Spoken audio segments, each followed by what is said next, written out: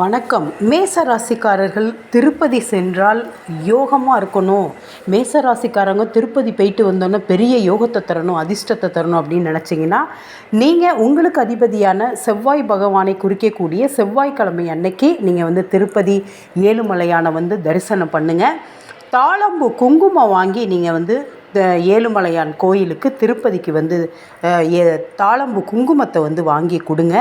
அன்னைக்கு நீங்கள் போகும்போது சிகப்பு நிற ஆடையை அணிந்திருந்தால் ரொம்ப ரொம்ப நல்லது. ராசிக்கல் பவளம் இருந்தால் அதை போட்டுட்டு போங்க.